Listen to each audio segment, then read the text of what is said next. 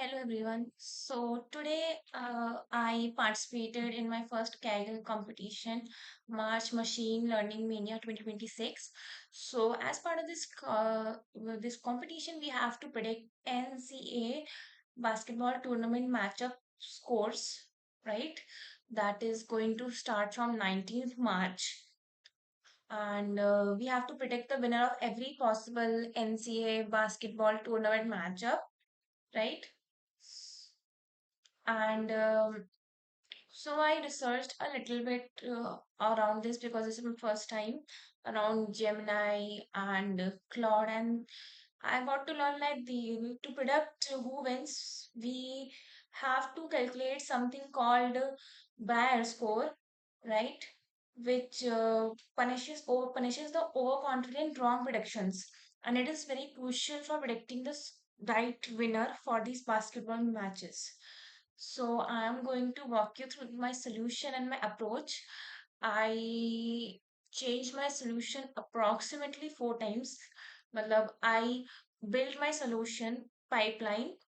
So when I researched on Gemini, so it said that to participate in these competitions, we should usually begin from a baseline notebook because they have already done the cleaning data engineering, and that baseline notebook will also help in understanding the how can one can approach and the data, and how can oneself can approach the data and solve the problem as a beginner. So I searched through Kaggle submissions. There are a lot of Kaggle submissions already, and I found a very nice baseline notebook. So in that, and which I used to build up my approach. So in that baseline notebook, I will also attach the link of this baseline notebook in the description so that if you want to see. So this is a very quite simple baseline notebook approach, and it is a simple approach. So basically they are predicting the outcomes based on the past tournament, right? So matlab, if they are seeing that who won the last games, and they are seeing that okay, if team A won the last time the games, so they had a probability of winning the this 10 games as well, 0.5, right? They are not considering any factors which will impact the performance of Team A in 2026. It's more like a coin flip sort of thing, right? So every team they are seeing whether they had a probability of winning a game or losing a game. That's what I understood from that notebook. So I tried to build over this thing, and I then go through the data files that were attached. So I found tournament results. There are regular season results, and there are tournament seeds. So basically, they numbered the teams of the NCCA tournament teams from 1 to 16, 1 being the best and 16 being the not so good. And in that baseline notebook, also the proper submission file is also attached. So basically, you have to submit the data output, your output data in form of a particular submission file. So if you don't do that, your submission, even after you have done very good, yes, will not be eligible for the Kaggle submission. So for that case also, Kaggle baseline notebooks are very helpful because they will build the submission CSV in the form.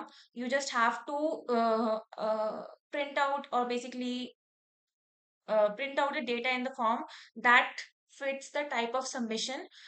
You don't have to do it by yourself, so it's quite easy also. So these are the three things, these are the three results. Basically, I use tournament results, regular season results, and seeds to further find my features. So after analyzing, then I realized that initially I thought of going with three features.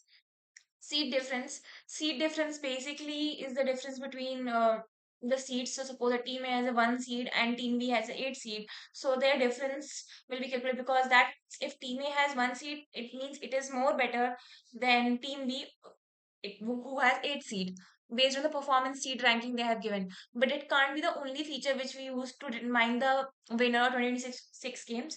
So the second feature I go ahead is win percentage. Win percentage, I calculated the wins and losses from each season, and team that wins 85%, and there is a team B that wins 60%.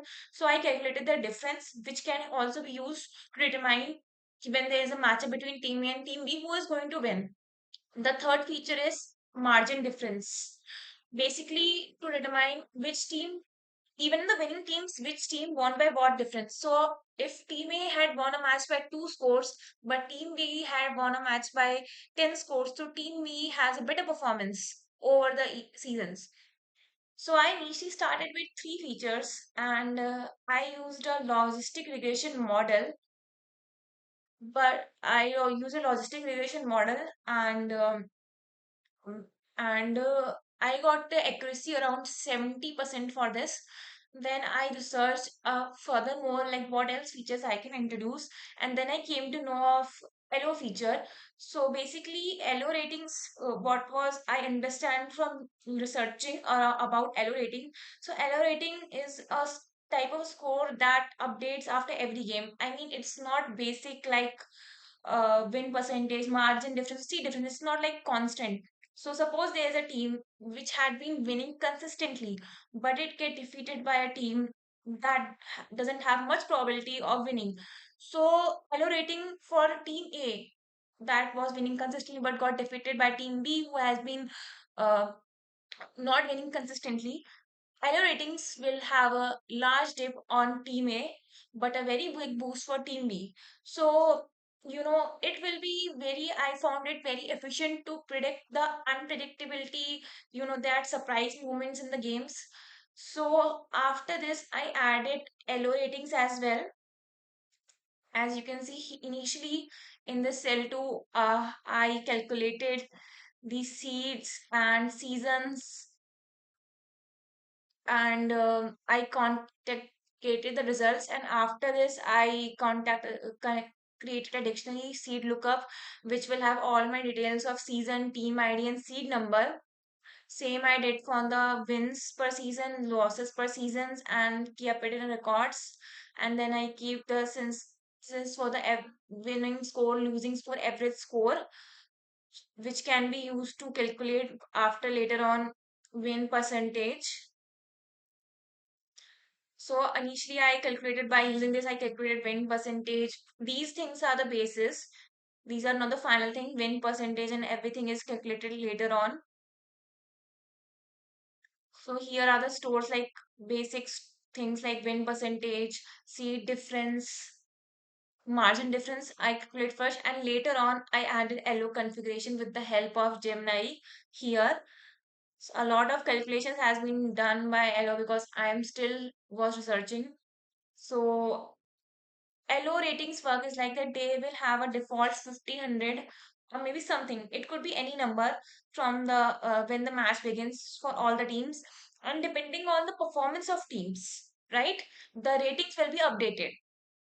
The ratings will be updated, and this could be I found a good thing that can be used in our detection. And after this, I continue using logistic regression, and my accuracy jumped from 70 to 73%, which is a great number.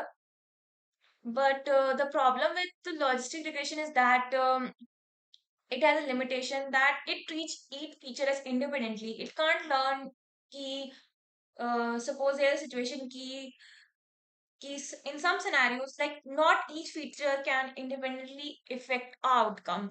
Sometimes one feature has more effect on outcome, or sometimes when one feature is boosted, another feature has more effect on the outcome. It was not able to understand the relations of the um, relations between the features. It assigns weight to the features, and those weights are usually fixed.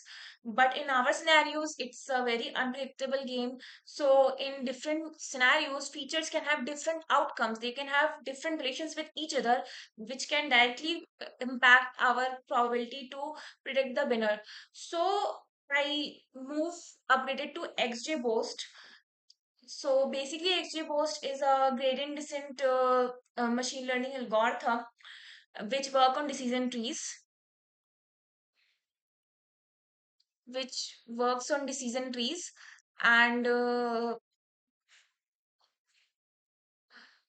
the which works on decision trees, and I fix the number of decision trees to 100, depth to 3, learning rate to 0.1, subsample to 0.8, and uh, column sample by t to 0.8 to calculate this and to predict the um, probability and score. And I also check the Brier score.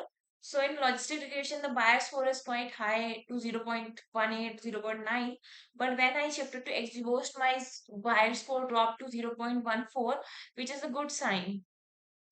Then I further upgraded my approach to go ahead with validation. So now, till now, what I am doing, I am training my data on all of the last data I have available till 2025, whether tournament matches, whether the regular session matches, calculating all my features based on that, and then training my model, and then trying to predict my score based, predict 2026 score. So I decided instead of training it on all the data till 2025, I will separate the data into two parts. There will be training data there, and then there will be validation data. So the training data will be till 2023 and the validation data will be till 2024, 2025. So my model will get trained on that training data and then it will predict the scores on validation data, and then it will check the scores with the present values we have in the validation data and check whether it's working right or not, and then it will correct itself. So I use that approach and I divided the data into validation seasons, and this is label. So for features also, I have X train for train labels, X value for this, right?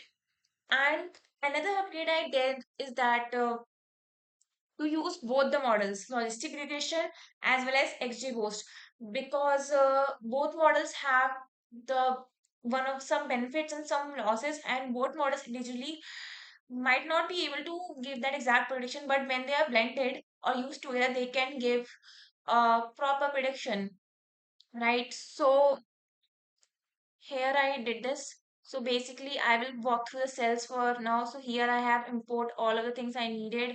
Here I am contacting the tournament results, session results, seats, and here is the submission template I initialized. This is all mostly copied from the baseline.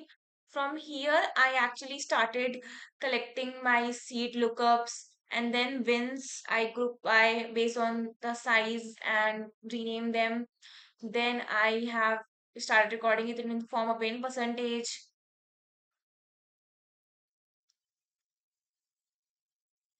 Same for the margin differences.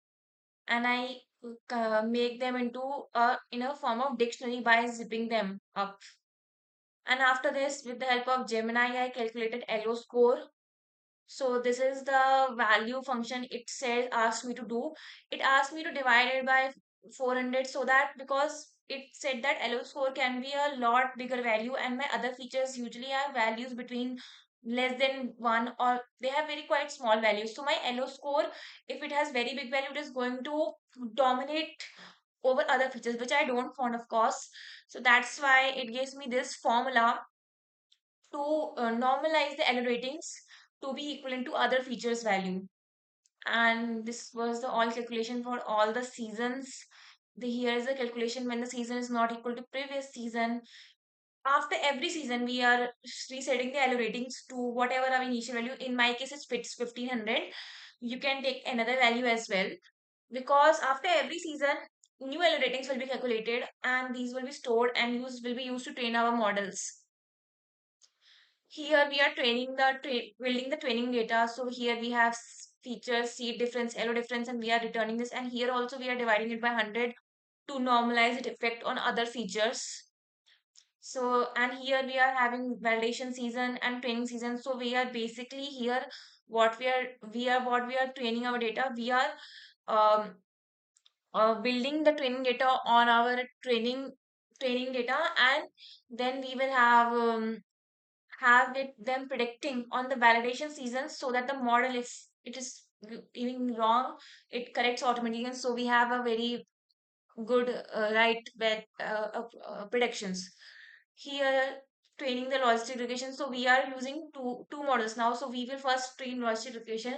Here we have set the iterations to 1000, and then we will have predict probability in a X train and X value. X train is basically the training values, and X val is basically the validation value.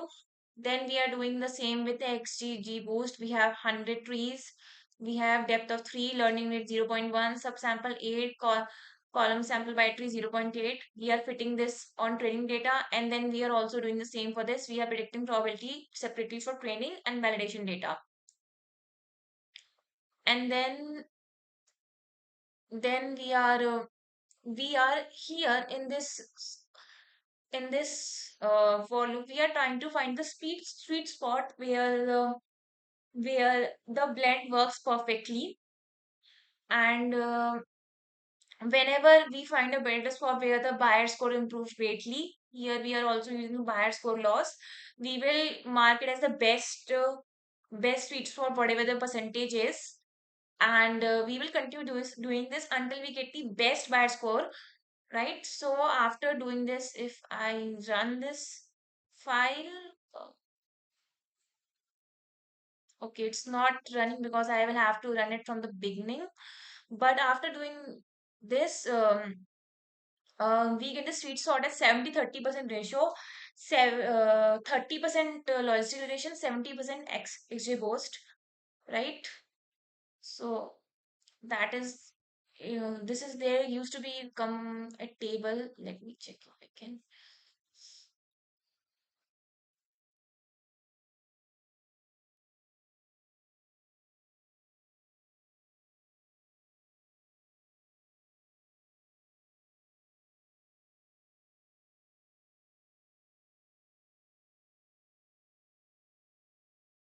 This is the tournament games, regular season games, seeds, submission rows,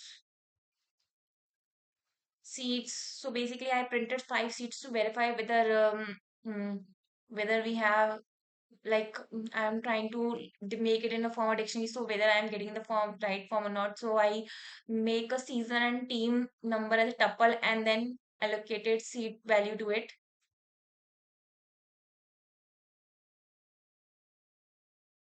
This is the combined thing which has been percentage and score margin. The score margin is 0 because this team might not have won the matches yet.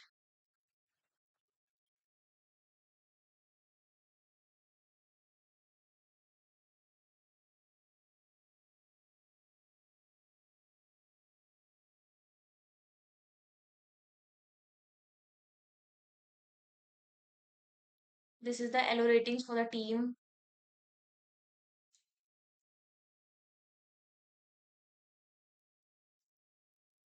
The most recent season.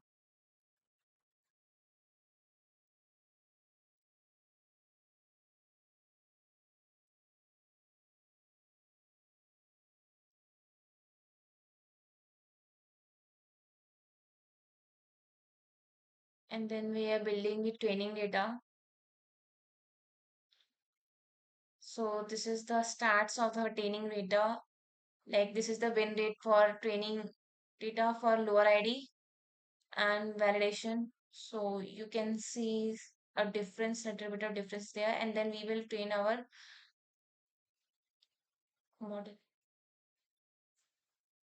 Yeah, so this is basically this kind of a table we get, and the best blend is at the 70-30, 30-70. This is this because this is the best validation score we get. It is printing best because I didn't have write it so that once you get another best you have to remove it, but the best pointer is getting updated. So this is the best score we got.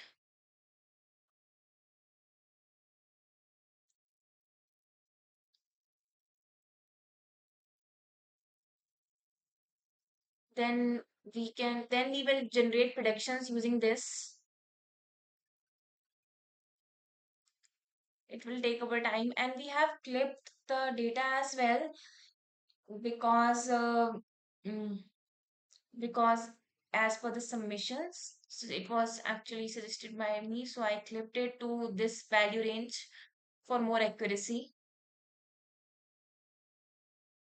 And this is where I'm testing how our my submissions are looking, and yes, I verified the cases, so it looked fine to me at that time.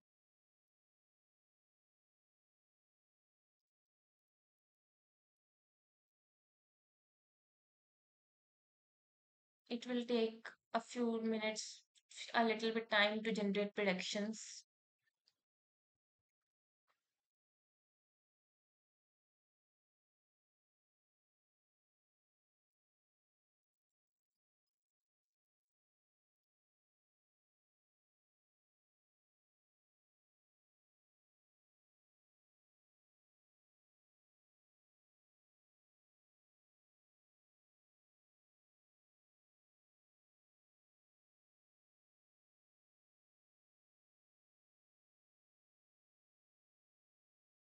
Yeah.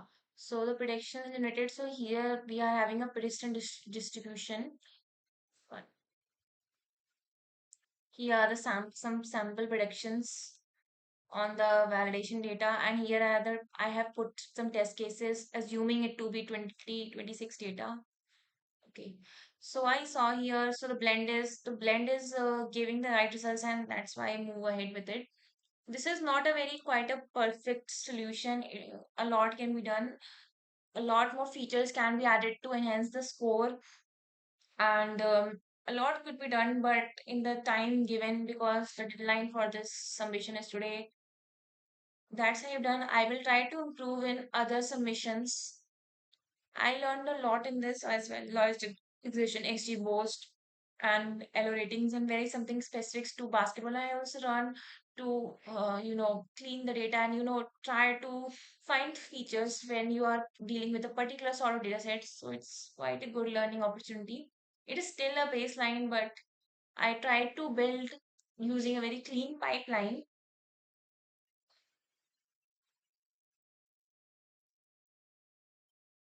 Yes. So that's it. Let's see what will happen in the actual NCCA tournament. The rest all the details of the baseline notebook and other things I will attach in the description. And that's it. Thanks for watching. Thank you. Bye.